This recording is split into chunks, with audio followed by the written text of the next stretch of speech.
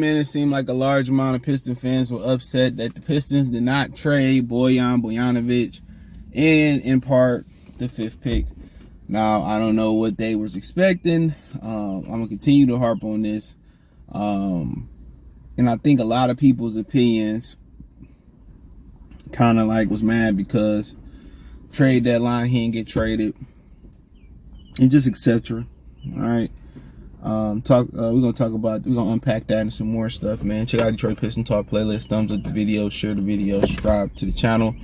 Next subscribe button is the bell icon button. Hit all notifications, increase your chance getting notifications.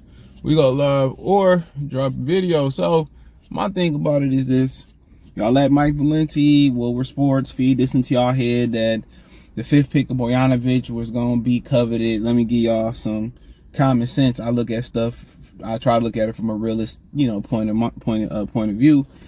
Obviously, I would love to look at things from an optimist standpoint of view, but it's hard. Most men, we prepare for the worst, brace ourselves for the worst. But then again, sometimes we can also hope for the best. But we always bracing and preparing for the worst. So, just how most men are wired. But yeah, man. Let me put something in something in kind of like context, right? The Hornets couldn't move out the 2nd spot. Ingram or Zion, they couldn't move out of there, right? So they couldn't move their pick, and they was open to moving it. Portland tried to trade 3 and Anthony Simons, whatever you say his name, I think it's Simons, to Brooklyn for Mikal Bridges. I think that's a no-brainer for me from Brooklyn. People say, I wouldn't do it for what? I would. You know what I'm saying? Maybe if Brandon Miller was there. Scoot Henderson is a phenomenal player, and you get Anthony Simons. I mean, obviously, I would probably want to move one. I would understand that. I would probably have to move one. I don't see that backcourt moving, so we probably would have to get a 3rd team in there to facilitate, or I'm gonna have to move Anthony Simons somewhere else. And apparently, if Portland couldn't move him, then I couldn't move him. But I'm pretty much more about having Scoot Henderson. I'm high on Scoot Henderson. But anyway. I mean, for a while, it could be fun. It could be some David Wesley, Bobby Phillips type of backcourt they used to have in Charlotte with those 2 guys, and you can see what you can get there. It could be like your version of Garland and what's the kid's name? Garland and Mitchell, Donovan Mitchell, which by the way should be a Piston, but it could be your version of that. I mean, Brooklyn not gonna win regardless. They could feel like, well, we were close last year with Mikal Bridges. We was in the middle of the pack. That shit gonna come down. You will never be that good again. You might make the play-in. You might make the end of the playoffs, but it's a total rebuild. And no matter, unless y'all championship contenders, apparently y'all still not going to be relevant in New York City because it's the Knicks, right? So they couldn't trade 3 and Anthony Simons, and that's better than Bogdanovic in my opinion in 5. And 4, they couldn't package 4 Jalen Green to do anything neither. So, so pretty much everybody in front of you stayed put. Now, people saying, you should just take what you can get because there's nobody there. I mean, at the end of the day, you let the media tell you nobody there. Go do the research for yourself, man. I started looking at a few of those guys, and I fell in love with Hendricks, Cam Whitmore, Ashore Thomas, Artie Love, Jed Howard, shout out to Imani Bates.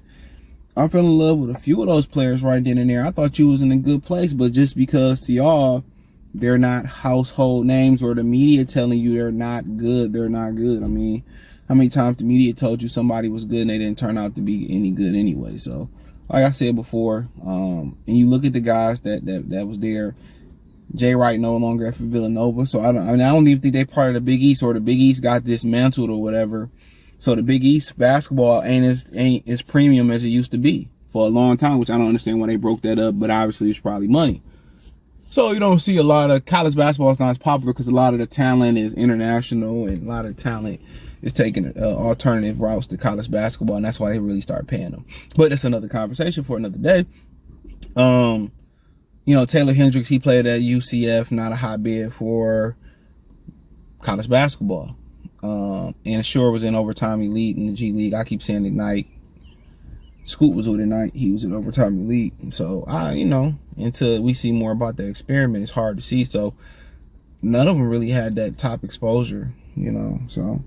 But I did the homework. Man, I fell in love with those 3 candidates. Man, I wish them all nothing. I wish all these guys nothing but the best. But you could have took the kid from Kansas with the red slipper jacket on. That's what his jacket represented. Had the red shiny sequence jacket on. It was supposed to be Kansas, click your heels together if y'all too young. Those are the vibes. If you black, the odds. But but yeah, I mean, at least he can shoot the rock, you know. So he's a knockdown shooter. That's what you need. But yeah, I love a short Thomas. And people say, oh, I don't like him, man. He's not that good. He's overrated. I'm just looking like, bro. He comes in as a top defender, an elite athlete at 215. I mean, what else do you want? He's going to develop the shot. The shot was coming along there. Good character. You looking to be, you know, it was, oh, we wanted Victor. It didn't happen. We wanted Miller. You know, people say, well, Miller's not that good. I like Miller. People say he didn't have a good tournament. Hey, you know, freedom was on the line. It's kind of hard to stay focused. And he did drop 40 right after that stuff. So, yeah, a lot of them, I'm not letting the tournament dictate how good or how bad somebody going to be. Love Scoot Henderson. But a lot of these guys didn't get the exposure because they taking alternative routes. So then again, oh, we don't know much about Victor. We don't know much about Scoot. We don't know much about the Thompson boys. We don't know much about some of these guys because, you know, college basketball, you know, they didn't want to pay. So guys start going other ways to get paid. But nonetheless, don't mean they ain't good. Do your own research. I tell people this all the time on my other channel. When we talk about picking fights, boxing and stuff, you know, do your own research. Don't listen to me.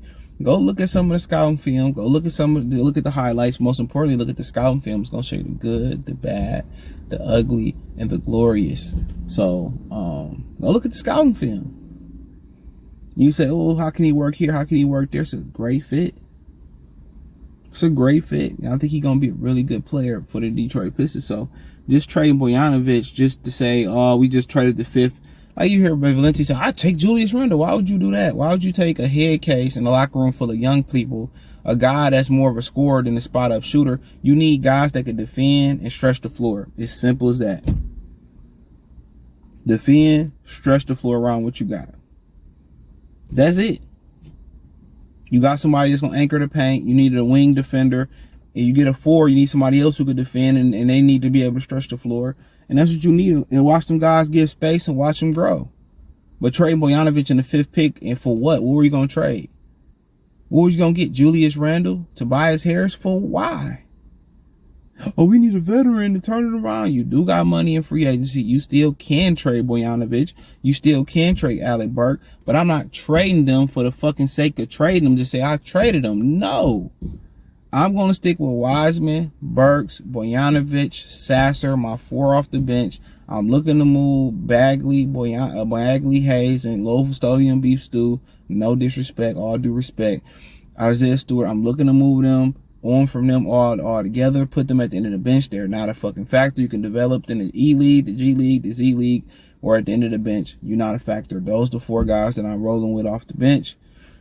Them my guys, whoever I add in free agency, if it's a Karis LeVert, if it's a whoever it may be. If I can get Cam Johnson, cool. A Short Thompson can come off the bench. Maybe a Short Thompson and Cam Johnson can play together in certain lineups. You got that lineup. Bogdanovic can play the 3, he can play the 4. A Short can play the 1, he can play the 2, can play the 3. Camden played the 4, he can play the 3, he can play the 2. I mean, you got versatility. You got Wiseman can play the 5. You can play him and Durant together in certain lineups. So you got the Swiss Army knife to be able to switch, but trading him for the sake of trading him because y'all don't know much about the players because you're too lazy to go look. Well, nobody gets Mike Juices flowing. You hear Valenti and guys in Lower Sports saying that. The media don't dictate your reality. It doesn't dictate reality. It just a lot of times it paint narratives. A lot of times it's a part of a reality. It's like getting 2 kids getting into it or 2 people getting into it in the street. You listen to one side of the story, it may be true. And you're like, man, you listen to the other side of the story, that might be true. And then you get it all together, then you see what's real and what's fake. And when I start looking at these, I'm like, oh, these dudes can play. I love these guys. Fuck what they talking about.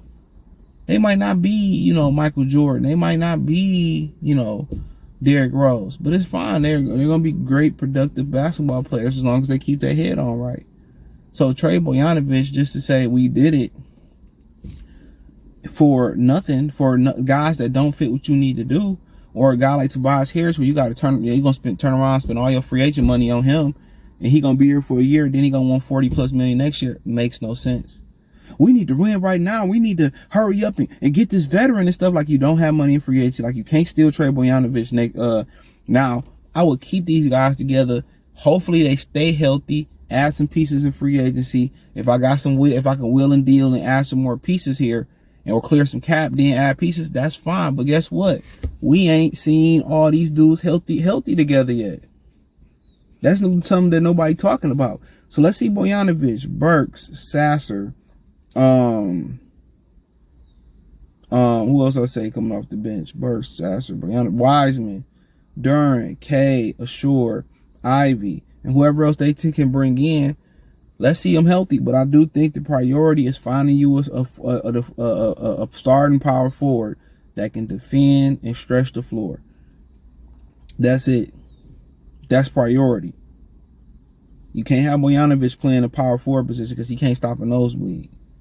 So that's the next thing. But just trade him. Just say you traded him for somebody that's not. Mikal Bridges can't go for Scoot, and Anthony Simons. The price was too high for me then, because he ain't worth the third pick. The word to the mother, the New York City Cats said back in the day, he ain't worth the mother. He ain't worth than that. So yeah, that's just my little thing about it, man. So I do appreciate y'all for tapping in. Thumbs up the video, share the video, subscribe to the channel. That subscribe button is the bell icon button. Hit all notifications, increase your chance to get notifications. We go live with drop video. Check out Detroit Piston Talk playlist for more videos like this. Hit the link tree. You can find me on Twitter, Instagram, TikTok, Spotify, Anchor, Cash App, Venmo, PayPal, all within the link tree. Hit the link tree. It's the first link in the description. Don't forget to check out my main channel right here on YouTube, Goodfella TV, for more sports, music, news, and entertainment just around the world. Appreciate y'all for supporting me on both platforms. Don't forget subscribe button, thumbs up. Peace.